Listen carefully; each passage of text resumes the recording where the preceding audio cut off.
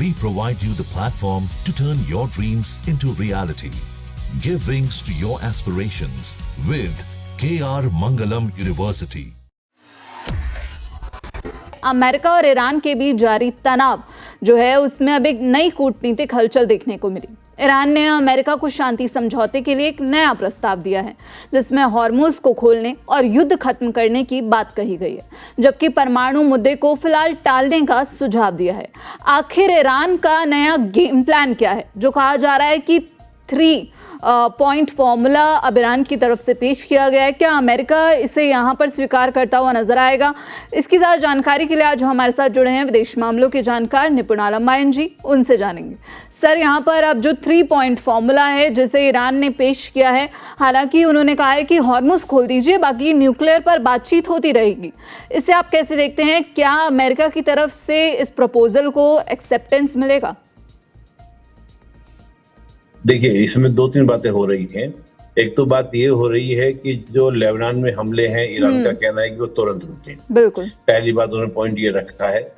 इस बात को लेकर भी मैं डाउट में हो सकता है कि आज की डेट में या अब की डेट में ये बात हो भी जाए, संभव हो भी जाए कि इजराइल लेबनान पर हमले रोक दे, लेकिन मुझे लगता नहीं कि वो हमेशा के लिए इस प्रकार के हमले रोकेगा। पहली तो बात ये। दूसरी बात क्या है कि वो ईरान का कहना ये है कि हमें सुरक्षा की गारंटी मिले।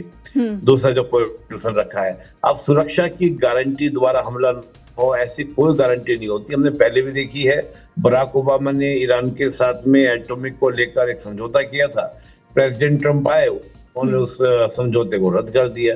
ये समझौता सही नहीं है, लेकिन ईरान ये बात रख रहा है। और तीसरी बात, होर्मुज खोलने को लेकर, तो ये तीनों पॉइंट ईरान की ओर से रखे गए कि अमेरिका होर्मुज को खोले। क्योंकि देखिए, ईरान के लिए भी दिक्कत है सोनम जी। क्या दिक्कत है कि जैसे तेल कुएं हैं, उनसे अगर तेल निकालना बंद कर दें तो होता ये है कि उनमें पानी वगैरह भर जाता है, तमाम तरह की गाद वगैरह भर जाती है, उससे फिर वो कुआं डेड हो जाता है और उस कुएं को दोबारा से रीओपन करना काफी कॉस्टली होता है और नए कुओं को से तेल निकालना वो भी बड़ा कॉस्टली होता है।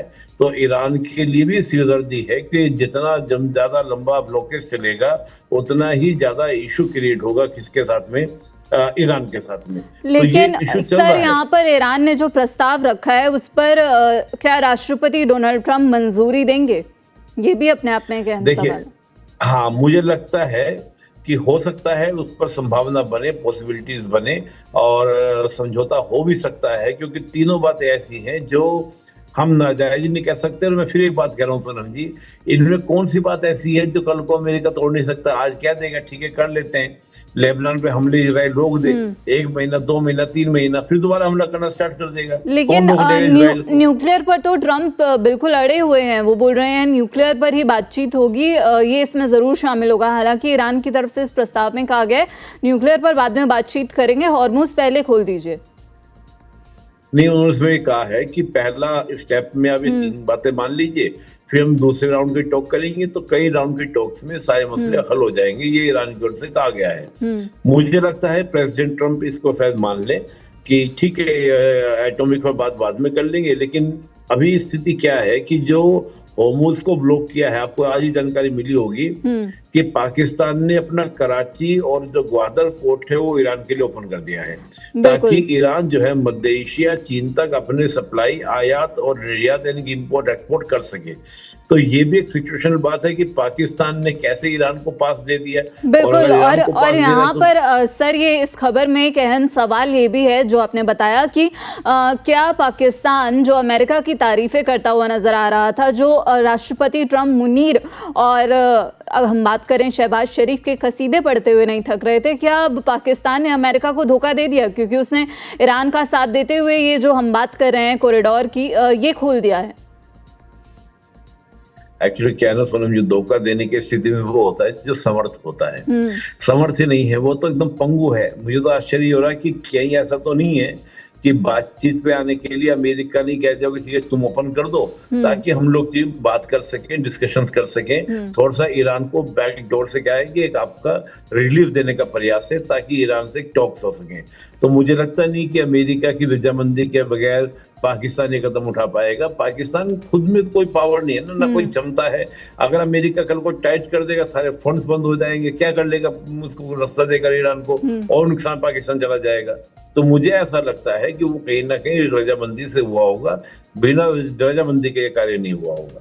यानी कि अमेरिका से पूछकर ही पाकिस्तान ने ये फैसला लिया होगा। बहुत बहुत शुक्रिया सर आपका इस पूरी जानकारी के लिए। तो आपने समझा कि यहाँ पर अब हॉर्मूज को लेकर जो तनाव है वो अपने चरम पर है। लगातार अमेरिका और ईरान की तरफ से कई दावे किए जा रहे हैं, लेकिन हॉर्मूज की स्थिति यहाँ पर सुधरती हुई नजर नहीं आ रही।